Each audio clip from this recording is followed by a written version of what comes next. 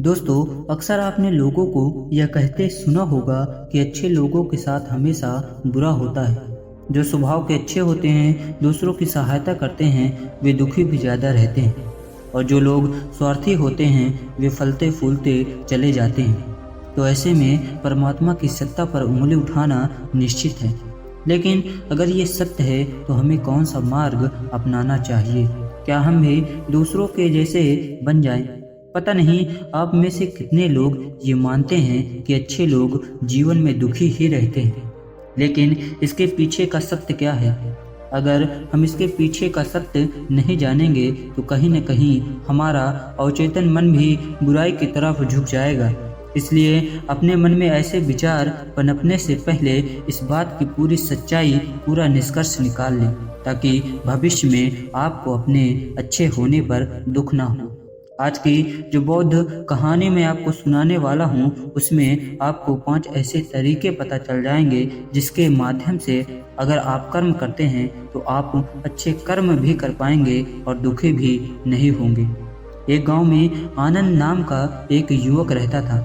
उसका पूरा परिवार था। उसके 2 बच्चे थे, उसकी पत्नी थी, लेकिन उसके माता पिता इस दुनिया से चल बसे थे। इसलिए पूरे परिवार की जिम्मेदारी उसी के कंधों पर थी। बच्चे अपनी पढ़ाई करते थे और उसकी पत्नी अपने गृहस्थी के कामों के साथ गाय, भैंस, बकरी इत्यादि का दूध बेचकर अपना घर चलाती थी। और आनंद पहाड़ में पत्थर तोड़ने का काम करता था। बहुत ही मेहनत भरा काम था। पूरे दिन काम करता था तो रात को थक कर घर वापस आता था। लेकिन इतनी मेहनत करने के बाद भी अगर आनंद को गांव का कोई भी आदमी सहायता के लिए बुलाता तो आनंद कभी भी उसे मना नहीं करता था। उसके जीवन का एक ही सिद्धांत था, अगर मैं दूसरों की सहायता करूंगा तो परमात्मा मेरा साथ देंगे, परमात्मा मेरे साथ कुछ बुरा नहीं होने देंगे। आनंद अपने सिद्धांत का पालन बहुत ही लगन के साथ करता था।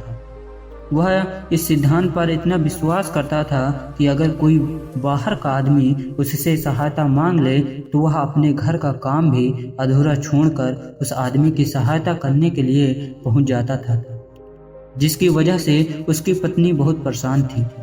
वह अक्सर आनंद को यह समझाने की कोशिश करती थी कि सबसे पहले अपना काम करो, अपने परिवार को देखो। हमारे 2 बच्चे हैं और फिर भी तुम दूसरों की सहायता करने में लगे रहते हो।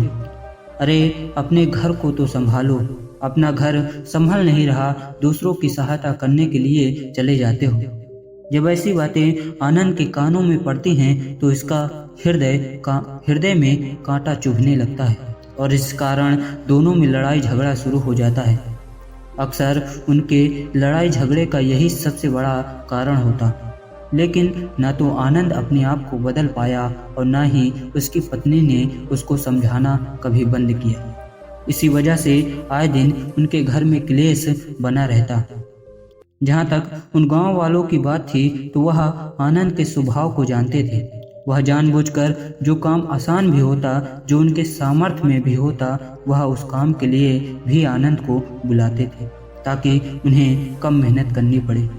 कहने का अर्थ है कि गांव वाले आनंद के इस शिष्टाचार का फायदा उठाते थे और सब पीछे से उसका मजाक बनाते थे, उसे बेवकूफ़ कहते थे। ऐसे ही समय बीतता रहा और एक दिन आनंद की पत्नी बहुत बीमार पड़ गई। आनंद से जो कुछ भी सेवा हो सकती थी उसने वे सब अपनी पत्नी के लिए किया। उसने गांव के वैद्य को बुलाकर अपनी पत्नी की जांच करवाई, लेकिन ये रोग उस वैद्य के पकड़ के बाहर था। इसलिए उस वैद्य ने कहा कि तुम अपनी पत्नी को नगर में जाकर किसी बड़े वैद्य को दिखाओ तो तुम्हारी पत्नी की जान बच सकती है। जल्द से जल्द नगर पहुंचने की व्यवस्था करो, नहीं तो तुम्हारी पत्नी के प्राण संकट में आ जाएंगे। ये सुनकर आनंद के पैरों तले जमीन फिसल गई। उसने ये कभी सपने में भी नहीं सोचा था कि उसकी पत्नी के प्राण संकट में आ जाएंगे। वह सोच रहा था कि कोई साधारण सा रोग होगा जिसका इलाज हो जाएगा। लेकिन जब उसने वैद्य जी की इस बात को सुना तो वह घबरा गया। वह अपनी पत्नी को नगर कैसे लेकर जाए क्योंकि उसके पास इतना धन तो था ही नहीं। वह अपनी पत्नी के लिए एक घोड़ा गाड़ी करके उसमें अपनी पत्नी को लिटाकर नगर में ले जा सके। उसकी पत्नी की हालत बिल्कुल चलने की भी नहीं थी, इसलिए उसे नगर पहुंचाने के लिए किसी घोड़े गाड़ी की जरूरत थी। संयोग से उसके पड़ोसी धम्मू के पास एक घोड़ा गाड़ी था। वह अक्सर व्यापार के लिए अपनी घोड़ा गाड़ी नगर में लेकर जाया करता था। इसलिए आनंद के मन में आया कि मैं धम्मू की घोड़ा गाड़ी ले सकता हूँ।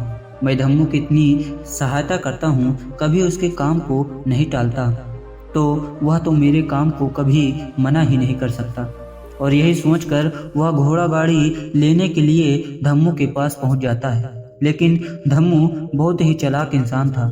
वह बिना किराए के अपनी घोड़ा गाड़ी अपने सगे संबंधियों को भी नहीं देता था। तो आनंद तो दूर की बात थी। जब आनंद ने उससे घोड़ा गाड़ी के बारे में पूछा तो उसने ये कहकर उसका ये काम टाल दिया कि मेरे घोड़े बहुत बीमार हैं, वह शायद बच भी मुश्किल से पाएंगे। 5 दिनों से उन्होंने कुछ नहीं खाया, तो ऐसे में बेचारा घोड़ा गाड़ी लेकर कहाँ नगर तक पहुँच पाएगा। हाँ, अगर तुम कुछ धन की व्यवस्था कर सकते हो तो मैं अपने एक मित्र की घोड़ा गाड़ी तुम्हारे लिए मंगवा सकता हूँ। ये सुनकर आनंद परेशान और चिंतित हो गया, क्योंकि उसके पास धन तो था ही नहीं। इसका मतलब उसकी पत्नी बड़े नगर में वैद्य के पास इलाज के लिए पहुँच ही नहीं पाएगी। उलझन भरे हुए विचार लिए जब आनंद वापस आ रहा था, तब उसने एक आश्चर्य करने वाला दृश्य देखा। उसने देखा कि धम्मू के घोड़े, जो धम्मू के अनुसार बीमार थे और कुछ खा भी नहीं रहे थे, वही घोड़े गांव का ही एक युवक उसकी बांध से खोलकर बाहर ला रहा था और गाड़ी में उनको बांध रहा था। ये देखकर पहले तो आनंद को कुछ समझ में नहीं आया। उसके बाद जब आनंद ने उस युवक से पूछा तो उसने बताया कि धम्मू ने ये घोड़ा गाड़ी उसे किराए पर दिए हैं। यह सुनकर आनंद का दिल टूट गया। उसने कभी सपने में भी नहीं सोचा था कि उसका सबसे अच्छा मित्र धम्मू उसके साथ ऐसा कर सकता है। हालांकि ये इस बात पर दुखी होने का वक्त नहीं था, इसलिए आनंद वहां से जल्दी से लौट कर आया और गांव के ही एक सेठ के पास जाकर कुछ धन उधार लेकर धम्मू को दे देता है। धम्मू अपने मित्र की घोड़ा गाड़ी मंगवा देता है, जिसके बाद वो अपनी पत्नी को वैद्य के पास नगर में ले जाता है। जब उसकी पत्नी का इलाज चल रहा था तो आनंद यही सोच रहा था कि एक वह दिन था जब धम्मू की बेटी बीमार हो गई थी और धम्मू यहाँ पर नहीं था, तो मैं पूरी रात वैद्य जी के पास उसके लिए बैठा रहता था, उसकी सेवा करता था। न जाने कितने दिनों तक धम्मू नहीं आया था, तब मैं ही उसके परिवार की देख रेख किया करता था। हाय, कैसा दुर्भाग्य है ये, जिसके लिए मैंने इतना कुछ किया, उसने एक घोड़ा गाड़ी देने से मुझे मना कर दिया, और वह भी तब जब मेरी पत्नी जिंदगी और मौत के साथ खेल रही थी। कुछ देर बाद वैद्य बाहर आकर आनंद को एक बहुत ही बुरी खबर देता है। वो आनंद को कहता है कि उसकी पत्नी को कर्क रोग हो चुका है और इसका कोई भी इलाज नहीं है, उसके पास कुछ ही समय शेष बचा है। ये सुनकर आनंद दुखी हो जाता है और वहीं जमीन पर बैठ गया। उसकी पूरी दुनिया उजड़ने वाली थी और उसे कोई रास्ता नजर भी नहीं आ रहा था। कुछ समय बाद उसकी पत्नी चल बसी। अब दोनों बच्चों की जिम्मेदारी उसके कंधों पर आ गई, लेकिन यहाँ पर आनंद के सारे सिद्धांत टूट गए। उसके सारे भ्रम खत्म हो चुके थे। अब उसके दिमाग में एक ही बात थी कि अच्छा कर्म करने से परमात्मा साथ नहीं देता, बल्कि बुरे लोग फलते फूलते हैं, और इस बात का मैं सबसे बड़ा गवाह हूँ। ये विचार अक्सर उसके दिमाग में चलते रहते थे और इसी वजह से उसका मन धीरे धीरे संन्यास्त हो गया, देश दुनिया से दूर हट गया। और एक दिन ऐसा भी आया जब वह अपने बच्चों को अपने रिश्तेदारों के यहाँ छोड़कर इस देश दुनिया को त्याग कर एक सन्यासी बनने के लिए घर से निकल पड़ा। उसने गांव में किसी को कुछ नहीं बताया। किसी को नहीं पता था कि आनंद अचानक कहाँ गायब हो गया। संन्यास की दीक्षा लेने के लिए वह एक बौद्ध भिक्षु के पास पहुंचता है। बौद्ध भिक्षु उस समय ध्यान में बैठे हुए थे। ध्यान से बाहर आने के बाद उन्होंने बड़े ध्यान से आनंद के चेहरे को देखा और आनंद से सन्यासी बनने का कारण पूछा। इस पर आनंद ने उन्हें अपनी पूरी आप बीती सुना देता है और कहता है कि हे महात्मा, इस दुनिया से मुझे कुछ भी हासिल नहीं हुआ। मेरा मन इस दुनिया से विरक्त हो चुका है। जब मेरे दोस्तों ने ही मेरा साथ नहीं दिया तो इस दुनिया में रहने का क्या मतलब, और इसी वजह से मैं सन्यासी बनना चाहता हूँ। ये सुनने के बाद बौद्ध भिक्षु ने उपदेश देना शुरू किया। उन्होंने कहा कि याद रखना बेटा, जीवन से विरक्त होकर सन्यासी बनना तुम्हें परम सुख तक कभी नहीं पहुंचा सकता। तुम दुनिया से अपने मन पर एक बोझ लेकर विरक्त हुए तुम दुनिया से परमात्मा की खोज करने के लिए विरक्त नहीं हुए हो।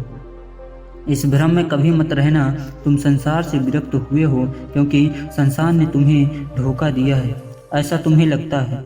इसलिए तुम परमात्मा पे कभी विश्वास नहीं कर पाओगे और न ही उन पर अपनी पूर्ण आस्था बना पाओगे। इसलिए सन्यासी होने का भी तुम पूरा लाभ नहीं उठा पाओगे। सन्यासी होने का लाभ तब मिलता है जब हमारी प्रभु में पूर्ण आस्था बन जाती है। मैं तुमसे पूछता हूँ, क्या तुम्हारी आस्था परमात्मा में है? ये सुनकर आनंद कहता है कि हे महात्मा, मैं तो दुनिया देख कर आया हूँ कि जो बुरे कर्म करता है वो फलता फूलता है और जो अच्छा काम करता है उसे कुछ नहीं मिलता। परमात्मा उसे कुछ नहीं देता। इसलिए मैं परमात्मा पर अपनी पूर्ण आस्था कैसे बना सकता हूँ? ये सुनकर उस बौद्ध भिक्षु ने कहा, यही तो मैं तुम्हें समझाना चाहता हूँ कि तुम पूरी ऊर्जा अपनी सन्यासी जीवन में लगाओ और उसके बाद भी तुम्हें फल प्राप्त न हो तो तुम्हें कैसा लगेगा। इसलिए किसी की भी मदद करने के लिए मैं 5 सिद्धांत तुम्हें बताता हूँ। ये 5 सिद्धांत समझकर संसार में वापस लौट कर जाओ और संसार में एक ग्रस्त जीवन जियो। उसके बाद ही सन्यासी जीवन का उदय होता है और तब हम अपने ग्रस्त जीवन को पूर्ण रूप से समझ लेते हैं और अपनी जिम्मेदारियों का निर्वाह कर देते हैं। ये कहकर बौद्ध भिक्षु ने कहना शुरू किया, जब भी तुम किसी की सहायता करते हो तो उसमें सबसे पहली बात जो ध्यान में रखने की होती है कि किसी की सहायता करते वक्त कभी भी उससे ये उम्मीद मत रखना कि आज मैंने इसकी सहायता कर दी है तो कल बदले में ये भी मेरी सहायता करेगा। अगर तुम ऐसा सोचोगे तो तुम्हें जीवन में दुखों का सामना करना ही पड़ेगा, क्योंकि एक नहीं तो दूसरा या दूसरा नहीं तो तीसरा कोई न कोई तुम्हारी उम्मीद जरूर तोड़ेगा और वास्तविकता में वह सहायता नहीं होती। वह हमारे लालच का ही एक रूप होता है।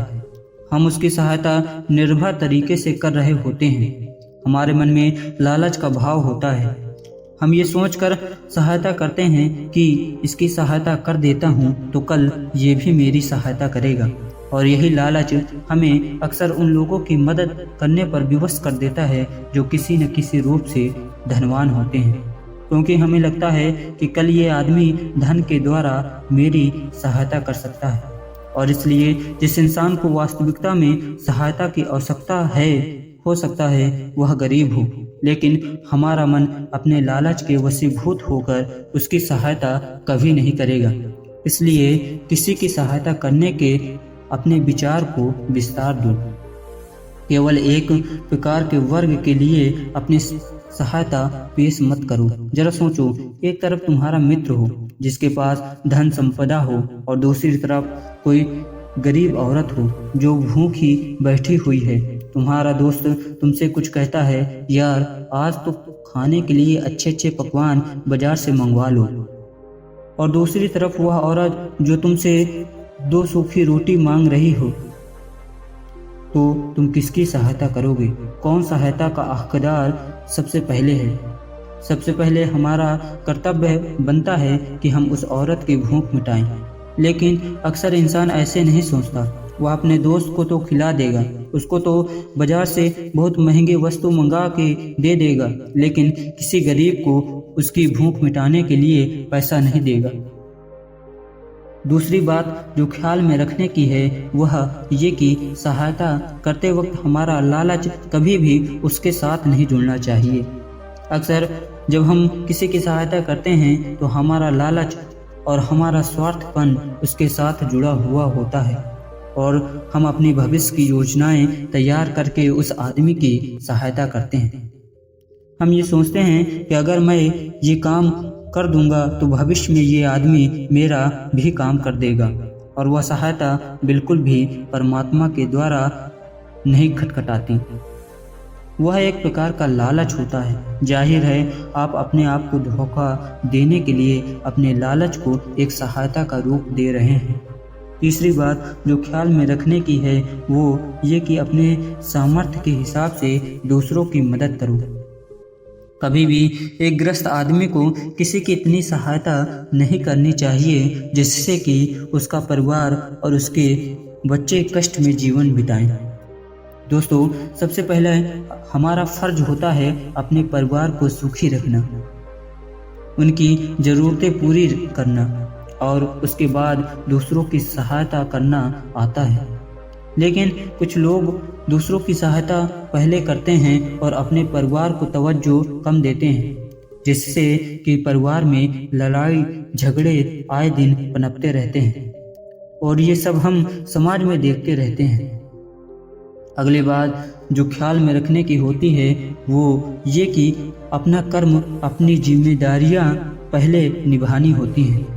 हम अपना कर्म छोड़कर पहले दूसरों की सहायता करने के लिए चले जाते हैं, और जब दूसरा बदले में हमारी सहायता नहीं करता तो हमारा दिल दुखी हो जाता है। हम सोचते हैं कि मैंने तो अपना काम छोड़कर उस आदमी की सहायता की थी और वह आदमी मेरी सहायता ही नहीं कर रहा है। इसलिए अपना कर्म सबसे ऊपर रखो, क्योंकि वही काम करने के लिए इस दुनिया में हमारा जन्म हुआ है। और सबसे आखिर में जो बात समझने की है वो ये कि परमात्मा की मर्जी से ही सब कुछ होता है। हमारा कर्तव्य है अपने कर्म को करते जाना। करने धरनी तो ऊपर वाले के हाथ में है, इसलिए जो कुछ भी होता है सब ऊपर वाले पे छोड़ दो। अगर तुम्हें कोई धोखा भी देता है तो ये समझ के चलो वह सब ऊपर वाले की ही करनी है। आप ये मान के चलो मैं करता नहीं हूँ, मैं तो एक माध्यम हूँ, करवाने वाला ईश्वर है, उसके सामने किसी की मर्जी नहीं चलती।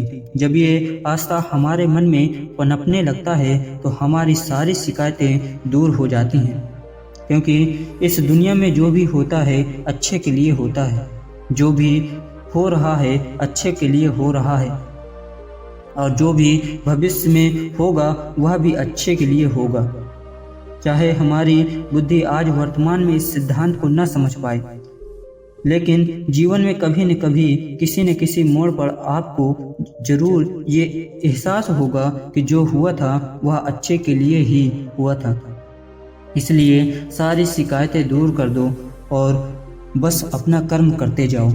अपने ग्रस्त जीवन को पूर्ण रूप से जियो, क्योंकि उसके बाद ही सन्यासी जीवन की नींव होती है।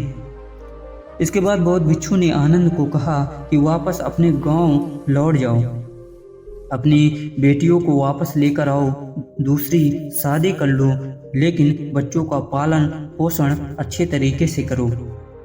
ये सुनकर आनंद अपने बच्चों के साथ अपने गांव में वापस लौट जाता है। गांव में किसी को खबर भी नहीं था कि आनंद कहां पर गया हुआ था और वह क्या ज्ञान लेकर लौटा है। लेकिन अगले दिन सुबह सुबह गांव वालों ने आनंद के चेहरे पर एक अलग ही चमक, एक अलग ही आभा पाई। दोस्तों, आशा करता हूं कि गौतम बुद्ध की इस कहानी से आपको काफ़ी कुछ सीखने को मिला होगा। यदि वीडियो पसंद आई हो तो वीडियो को शेयर और चैनल को सब्सक्राइब करना ना भूलें।